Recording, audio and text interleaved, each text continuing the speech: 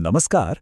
आज बात करेंगे दुनिया के सबसे सीक्रेट विमानों में से एक की, जिसकी हाल ही में एक झलक ने पूरी दुनिया में हलचल मचा दी। चलिए समझते हैं कि आखिर ये मामला है क्या।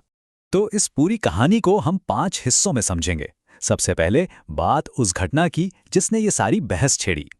तो हुआ ये कि अमेरिका का एक टॉप सीक्रेट प्लेन अचानक सबके सामने आ गया और बस इसके दिखते ही इंटरनेट पर अटकलों का बाजार गर्म हो गया।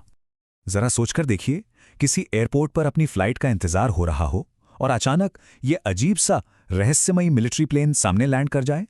क्या ख्याल आएगा मन में? कुछ ऐसा ही हुआ हाल ही में। अमेरिकी मिलिट्री के सबसे खुफिया विमानों में से एक को लॉस एंजल्स इंटरनेशनल एयरपोर्ट यानी LAX पर सबके सामने लैंड करते हुए देखा गया। तो सवाल ये उठता है कि आखिर ये प्लेन है क्या और इसका नाम इतना अजीब, इतना डरावना क्यों है। चलिए इसी को समझते हैं। देखिए, इसका ऑफिशियल नाम तो है E-4B नाइट वॉच। अमेरिकी एयरफोर्स कहती है कि इसका मकसद है सरकार को चलते रहना, चाहे हालात कितने भी बुरे क्यों ना हो जाएं। आसान भाषा में कहें तो अगर देश पर कोई बहुत बड़ा हमला हो जाता है तो ये प्लेन एक उड़ते हुए व्हाइट हाउस की तरह काम करता है, ताकि देश के बड़े लीडर्स सुरक्षित रहें और वहीं से देश चला सकें। मीडिया में इसके लिए काफ़ी ड्रामेटिक भाषा इस्तेमाल होती है और यहीं से इसे निकनेम मिला डूम्सडे प्लेन।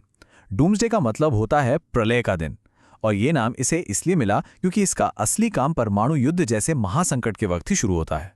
अब एक बहुत बड़ी गलतफहमी है जिसे दूर करना जरूरी है। लोग इसे एयरफोर्स 1 समझ लेते हैं, लेकिन नहीं।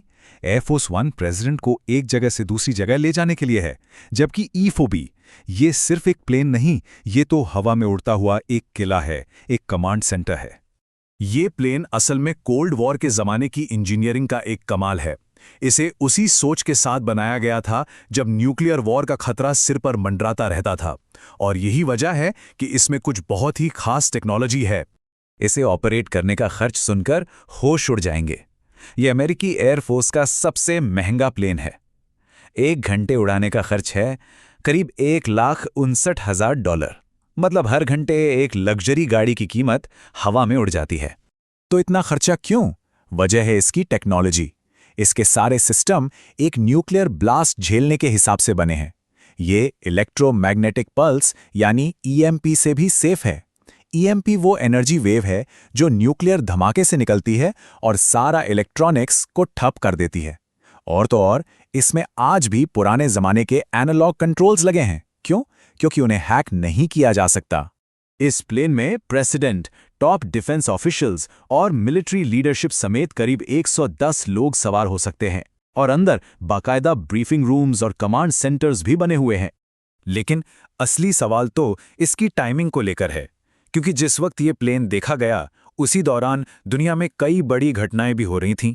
इस टाइमलाइन पे जरा गौर कीजिए। प्लेन की मूवमेंट ठीक उसी वक्त हुई जब वेनेजुएला के प्रेसिडेंट निकोलस मादुरो से जुड़ी खबरें आ रही थीं। इसी वजह से ये अटकलें लग रही हैं कि क्या ये दुनिया को कोई सिग्नल देने की कोशिश थी। और ये सिर्फ वेनेजुएला की बात नहीं है। ये प्लेन उस वक्त दिखा जब अमेरिका का ईरान जैसे देशों के साथ भी तनाव बढ़ा हुआ था। तो सवाल यही है, क्या ये सिर्फ एक रूटीन फ्लाइट थी या फिर अपनी ताकत दिखाने का एक तरीका? हालांकि एक ऑफिशियल वजह भी बताई गई है। रिपोर्ट्स के मुताबिक ये प्लेन असल में अमेरिका के सेक्रेटरी ऑफ वॉर को डिफेंस इंडस्ट्री के लीडर्स से मिलवाने के लिए लॉस एंजलिस ले गया था, और इस दौरान किसी खतरे का कोई अलर्ट जारी नहीं हुआ था। वैसे E-4B बहुत फेमस है, लेकिन ये सोचने की भूल ना करें कि ऐसे उड़ते हुए कमांड सेंटर सिर्फ अमेरिका के पास ही हैं। अमेरिका के पास टोटल 4 नाइट वॉच प्लेन हैं, ताकि हर वक्त कम से कम एक प्लेन हाई अलर्ट पर रहे। इसके अलावा उनके पास E-6B मर्क्यूरी नाम का एक और डूम्सडे प्लेन भी है। उसका काम थोड़ा अलग है, वो न्यूक्लियर सबमरीन से कम्युनिकेट करता है। रूस के पास भी ऐसा ही एक प्लेन है जिसका नाम है मैक्सडॉम। और खबरें तो ये भी हैं कि चीन ने भी अपना वर्जन बना लिया है। इससे साफ है कि बड़ी न्यूक्लियर ताकतों के लिए ये कितनी ज़रूरी चीज़ है। तो आखिर में इस सवाल यही बचता है, क्या ये उड़ते हुए किले दुनिया में शांति बनाए रखने के लिए ज़रूरी हैं, या फिर इनका होना ही इस तनाव भरी दुनिया में टेंशन को और बढ़ाता है?